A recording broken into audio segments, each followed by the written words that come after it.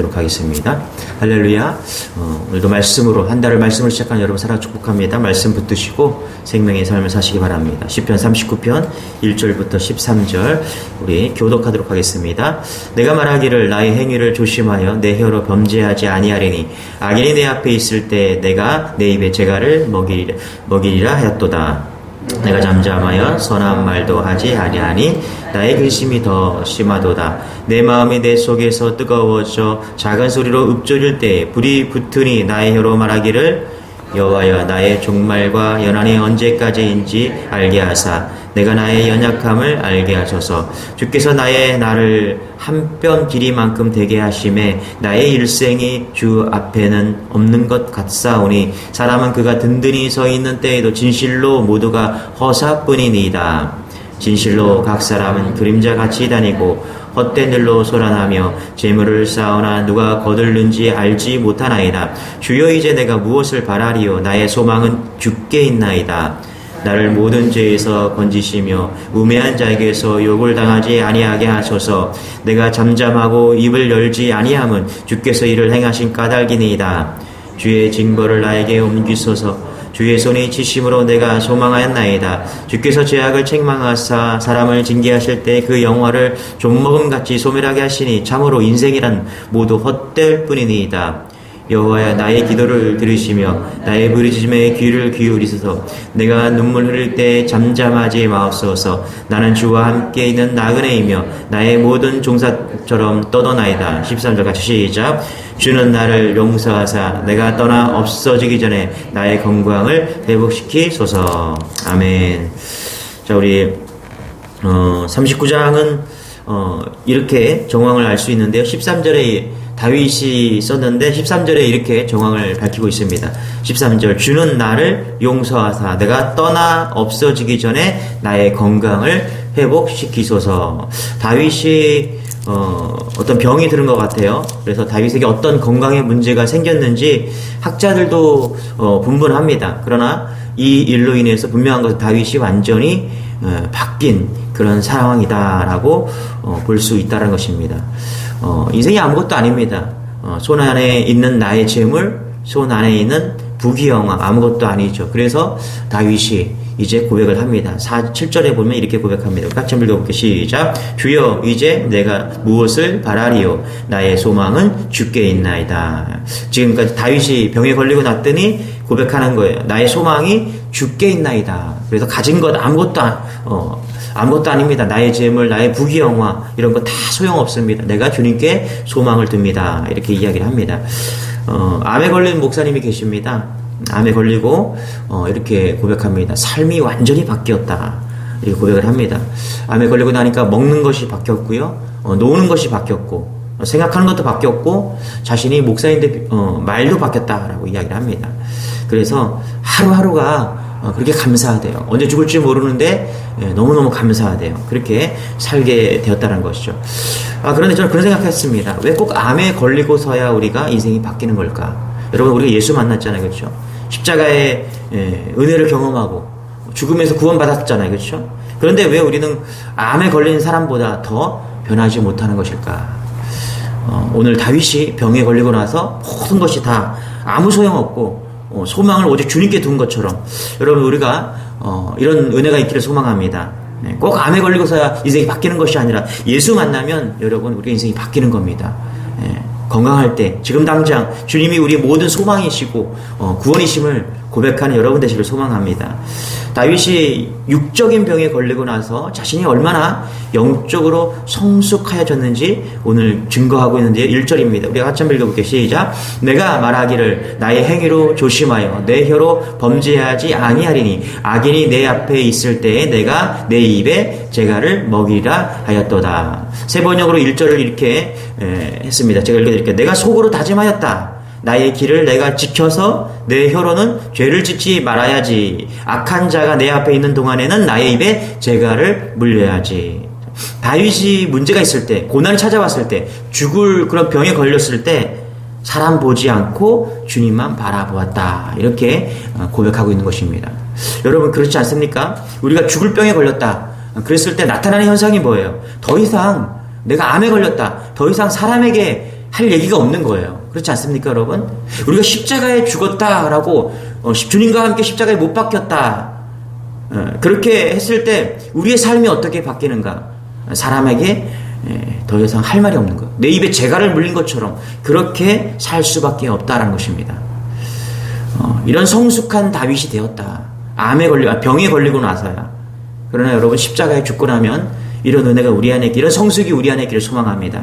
야고보는 말에 실수가 없는 사람, 야고보서는 말에 실수가 없는 사람을 온전한 사람이라고 이야기했습니다. 야고보서 3장 2절 제가 이걸 드릴게요. 우리가 다 실수가 많으니 만일 말에 실수가 없는 사처럼 자라면 곧 온전한 사람이라 능히 온몸도 굴레 씌우리라. 말에 실수가 없는 자는 온전한 사람이다. 여러분 우리가 어떻게 이렇게 온전한 사람이 될 수 있냐? 어떻게 말에 실수가 없을 수 있는가? 십자가에 죽으면 되는 거예요. 십자가 죽으면 오늘 다윗이 죽을 병에 걸린 것처럼 우리가 십자가에 죽으면 더 이상 사람에 의지하지 않고 어떻게 해요? 십자가 주님 바라보는 그런 인생이 된다는 것입니다. 입에 재갈을 물린 사람처럼 그렇게 된다는 것이죠. 입에 재갈을 물리지 않으면 어떤 일이 일어나는가? 야고보서 3장 6절에 이렇게 말합니다. 혀는 곧 불이요 불의의 세계라. 혀는 우리 지체 중에서 온몸을 더럽히고 삶의 술에 바퀴를 불사르나니 그 사르는 것이 지옥불에 나느니라. 그래서 시편 저자인 다윗은 입에 재갈을 물리기로 작정을 했다라는 거예요. 야생마도 입에 재갈을 물리면 제어할 수 있는 것처럼 자기가 그렇게 제어하고 있다라는 것입니다. 그런데 말을 적게 하면요, 여러분 우리가 말을 안 하잖아요. 스트레스가 쌓입니다. 보세요. 이게 다윗의 고백이죠. 2절 같이 한번 읽을게요. 시작. 내가 잠잠하여 선한 말도 하지 아니하니 나의 근심이 더 심하도다. 그렇죠? 내가 말을 안 하니까, 그렇죠? 악한 일에도 그리고 심지어 선한 일에도 내가 말을 하지 않으니까 어떻게 해요? 나의 근심이 더 심해졌다. 스트레스가 쌓였다. 이렇게 이야기하고 있다라는 것입니다.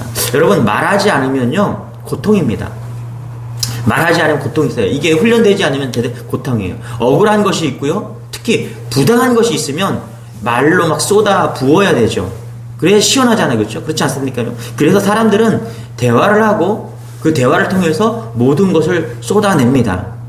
그러나 다윗은 자신이 고난당할 때 벙어리같이 잠잠할 뿐 아니라 그들과 원수에게 맞대응하지 않았다라고 고백하고 있습니다. 심지어 어떤 말도 좋은 말도 하지 않았다라고 고백하고 있는 것이죠.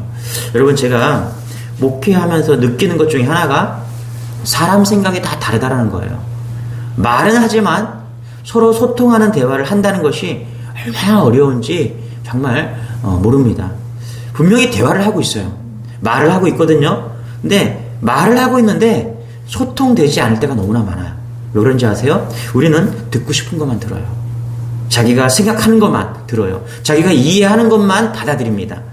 그래서 사실요, 말을 하고 있지만, 대화를 하고 있지만 듣지 못할 때가 너무나 많고요. 이해 못할 때가 너무나 많습니다. 이게 말이 가지고 있는 한계인 것이죠. 우리가 가진 가장 큰 착각 중에 하나가 뭐냐면 말로 문제를 해결할 수 있다라고 생각할 때가 너무나 많아요. 그런데 말로는 해결되는 문제가 생각해보면 또 많지도 않은 것 같아요. 다윗은요 이것을 깨달은 거예요. 인생에서 나이 들어보니까 이제 병 들어보니까 자기는 깨달은 겁니다. 아, 내가 사람에게 더 이상 할 말이 없구나. 그러나 여러분 다윗은 사람들에게 말하지 않았지만 하나님께 마음을 쏟았다는 것에 우리가 집중할 필요가 있습니다. 우리 3절입니다. 같이요. 시작. 내 마음이 내 속에서 뜨거워서 작은 소리로 읊조릴 때에 불이 붙으니 나의 혀로 말하기를. 그렇죠? 이것을 주목해 보시기 바랍니다. 세번역 3절로 제가 읽어드릴게요. 가슴속 깊은 데서 뜨거운 열기가 치솟고 생각하면 할수록 울화가 치밀어 올라서 주님께 아뢰지 않고는 견딜 수가 없었다. 세번역이 이렇게 말합니다. 다윗은 원수들 앞에서 입을 다물고 있었지만 하나님 앞에서는 입을 열었다라는 것입니다. 시편 39절 3절입니다. 그렇죠? 다윗이 사람들 앞에서는 입을 닫았지만 하나님 앞에서는 입을 열었다. 여러분 하나님 앞에 입을 여는 여러분 되시길 바랍니다. 우리가 성숙한다는 게 뭐예요? 여러분 우리가 구원받았잖아요. 어제 우리가 수요일 날도 복음에 대한 설교를 회개에 대한 설교를 막 들었어요. 우리가 구원받았으면 성화되어 가야 돼요. 성장해 가야 됩니다. 여러분 우리 한국 땅이 성숙하기 위해서 기도하시기 바랍니다. 한국 땅에 머물지 않고 성장해야 돼요. 우리 주님의 교회 모든 성도들이 구원받았잖아요. 그럼 뭐든 성장해 가야 되는 거예요. 그 첫 번째가 뭐냐면 입을 닫는 것입니다. 여러분, 사람들과의 대화 속에서는 뭐 열린 목회, 뭐 나눔, 뭐 서로 공유하고 막 이렇게 얘기해 중보기도를 부탁하잖아요. 저는 말씀에 있고 성경에 있게 보자는 거예요. 여러분, 사람에게 대화하고 사람에게 나아가서 중보기도 할 수 있습니다. 근데 중요한 것은 뭐냐면 하나님께 먼저 기분이 돼야 돼요. 하나님께. 사람에게는 입을 다물고요. 하나님께 기도해야 됩니다. 이게 훈련되지 않고 우리가 먼저 사람에게 이야기하잖아요. 절대로 좋은 신앙이 될 수가 없습니다. 먼저 하나님께 훈련하는 습관이 돼요. 그런 사람들이 모여서 나눔이 할 때 온전한 나눔이 돼요. 기도 제목을 나눌 수 있고요. 그런 게 훈련되지 않은데 어떻게 하나님께 기도할 수 있겠습니까? 그래서 우리가 성숙한다는 건 뭐냐면 교회 와서 사람 얘기하는 거 아니에요.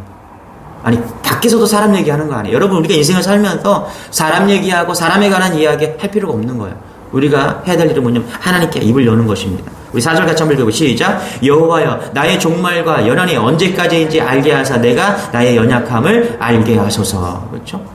4절에 세 번역으로 이렇게 주님 알려주세요. 내 인생의 끝이 언제 있냐? 내가 얼마나 더 살 수 있습니까? 나의 일생이 얼마나 덧없이 지나가는 것인지를 말씀해 주십시오. 인생이 끝나갈 때 돼서야 다윗이 지금 고백하는 거예요. 뭐라고요? 사람에게 고백할 필요가 없이 하나님 앞에 물어야 되겠다. 하나님 저 죽습니까? 저 언제 데려가실 겁니까? 지금 그렇게 고백하는 거예요. 하고 있는 것입니다.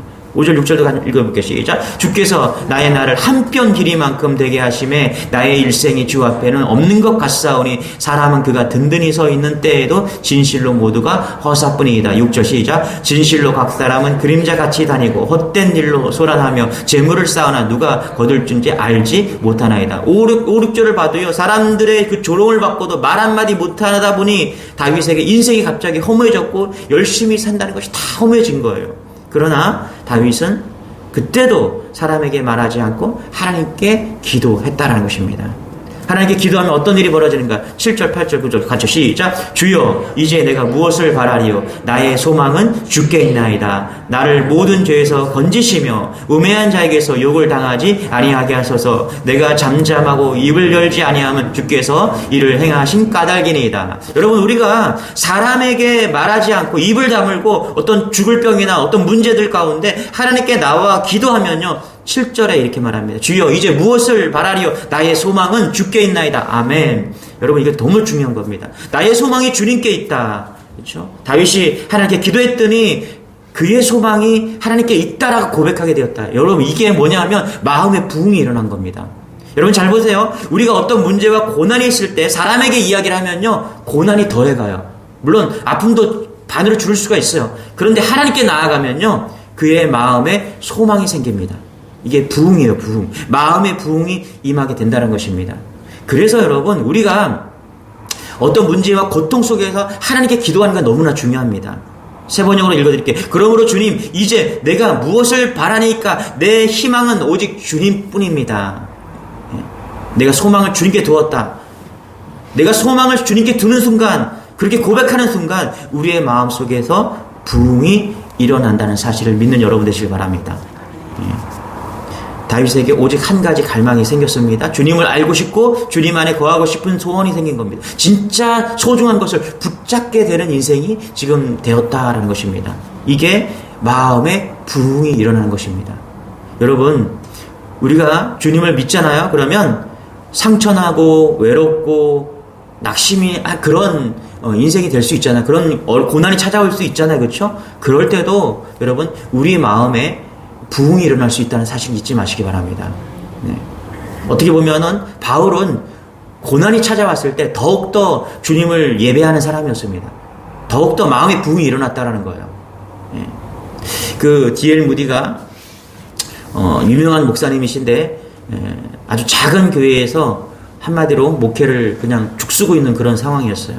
1871년 6월달 이런 일이 벌어집니다. 예배를 인도하고 아주 작은 교회에서 그날도 성도들이 없이 그렇게 예배를 하고 있었는데 2명의 자매가 그날 와서 예배를 드리기 시작했습니다. 한 명은 세라쿠라는 분이고 한 명은 이름이 제가 길어서 기억이 잘 안 나는데 어쨌거나 그렇게 무디 목사님이 이제 예배를 인도하고 있었습니다. 그래서 기도하고 이제 예배가 끝나고 이제 기도가 끝나고 이제 가려고 하는 그들에게 너무나 반가워서 이제 말을 걸었다는 거예요, 무디 목사님께서. 그래서 혹시 제가 중보 기도를 해주고 싶은데 혹시 기도 제목이 있습니까? 라고 물으니까 세라쿠 이 두 자매라는데 한 세라쿠라는 자매가 이렇게 얘기했다는 거예요. 목사님을 위해서 기도하고 있다고, 성령의 불이 이 교회에 임하게 해달라고 기도했습니다. 그런데 무디 목사님이 기분 나쁠 수도 있잖아요, 그렇죠? 성도도 없고 목사님을 위해서 기도한다고, 불이 임하기를 기도한다고, 근데 그럼 불이 없는 건가? 이렇게 생각할 수도 있잖아요, 그렇죠? 근데 기분 나빠하지 않고 무디 목사님께서 중보 기도를 감사하게 생각했다는 거예요. 계속해서 기도해 주시기 바랍니다. 성령의 기름 부으심이 이 교회와 우리 교회 가운데 있기를 소망합니다. 그렇게 중보 기도를 요청했다는 거예요. 그런데 여러분, 놀라운 상황이 뭐냐면 그 이후로부터, 그날 이후로부터 D.L. 무디 목사님의 이제 사역에 불이 붙기 시작한 거예요. 오순절날에 그런 놀라운 불이 임해서 목사님이 설교하는 그 설교에 불이 나가게 되고 놀라운 부흥이 일어나게 된 거예요. 그래서 무디 목사님께서 이렇게 회고합니다. 그날 이후로 그들의 기도가 나를 성령의 불이 임하게 했다, 이렇게 이야기를 하는 것이죠. 자신의 마음속에 불이 임하는 그 순간에 하나님께서 나를 쓰기 시작했다, 이렇게 고백하게 된 겁니다. 크리스엘 목사님이라고 있는데요, 40년 전에 당대에 아주 영적인 영향력을 미친 목사님이십니다. 샌프란시스코 집회가 있었는데 캘리포니아 칠레 대학교에 다니는 리버사이드 지역에 있는 학교에 다니고 있는 한 청년이 이 차를 몰고 이 목사님 집회에 왔습니다. 집회가 끝나고 악수를 나누고 있는데 크리스텔 목사님 마음 가운데 이 청년을 위해서 기도해 주라는 그런 마음이 들었어요. 그런 생각이 든 겁니다. 그래서 그 청년에게, 350마일 차를 몰고 온 그 청년에게 손을 얹고 기도합니다. 성령의 갑질의 영감을 주시옵소서. 제가 섬기고 있는 달라스 이 침례교회보다 2배로 부흥하는 교회가 되게 해주세요. 시대를 움직일 수 있는 영감을 주시고 갑절의 은혜를 주세요. 그렇게 기도했다라는 거예요. 여러분, 그 기도를 받은 목사님이 리 워렌 목사님이셨다. 리 워렌 목사님이 목적이 이끄는 삶에서 이렇게 고백합니다. 하나님께서 그날 그 집회에 내 심령에 불을 붙여주셨다. 마음에 불이 일어났다, 라고 이야기를 합니다. 모세가 이렇게 고백합니다. 출애굽기 3장 2절, 여호와의 사자가 떨기나무 가운데로부터 나오는 불꽃 안에서 그에게 나타나시니라. 그가 보니 떨기나무에 불이 붙었으나 그 떨기나무가 사라지지 아니하는지라. 모세가 허망한 인생 속에서 여호와의 불을 만난 것입니다. 실질적으로 가시떨기나무에 불이 붙었는데 꺼져야 되는데 꺼지지 않는 그 불꽃을 만난 거예요. 그런데 여러분, 그 꺼지지 않는 불꽃, 그 불꽃이 모세의 심령에 타오르기 시작한 거예요. 그의 마음에 불이 붙기 시작한 겁니다. 마음에 부흥이 일어난 것입니다. 아멘, 할렐루야.